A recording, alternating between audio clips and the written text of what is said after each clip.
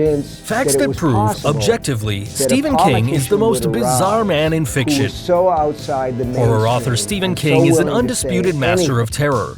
He's written dozens of novels, many of which have been made into blockbuster films. He's behind some of the most chilling and memorable characters ever conceived, from the murderous Pennywise the Clown to Carrie, the violent misfit.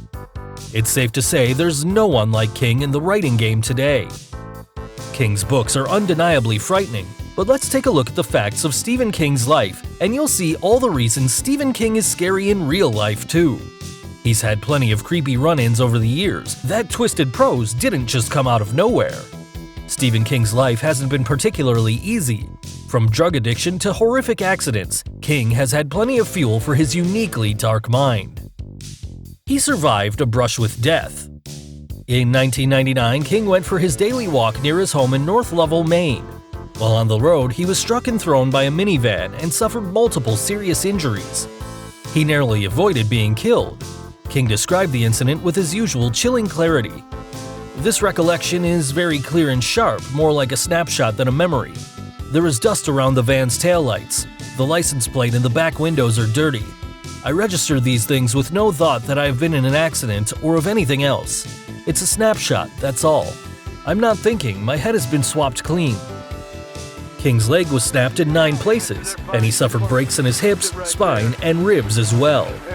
He eventually recovered, but the process was a long and painful one, and not all of the damage was visible to the naked eye. As King morbidly quipped, "I watched Titanic when I got back home from the hospital and cried.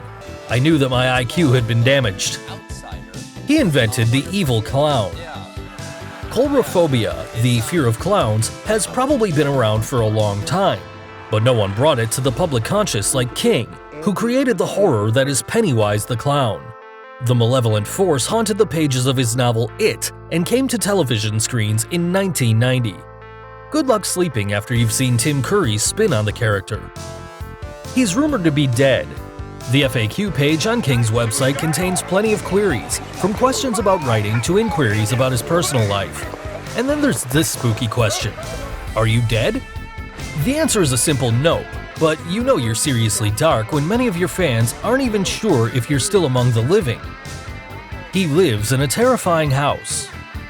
What better home for a horror novelist than a gothic mansion? King's home in Bangor, Maine looks like the stuff of Victorian ghost stories, with its small balcony and back-topped wrought iron gates. King doesn't always live in the house. He splits his time between that property and others in Florida and western Maine. But his fans show up to the home most days, and a neighbor's black cat is known to drop by as well. He doesn't remember writing one of his most famous novels. Like many artists, King has struggled with addiction throughout his life. He was so dependent on alcohol and cocaine during the 1980s, in fact, that huge portions of his memory went missing. As he notes in On Writing, there's one novel, Cujo, that I barely remember writing at all. I don't say that with pride or shame, only with a vague sense of sorrow and loss. I like that book. I wish I could remember enjoying the good parts as I put them down on the page.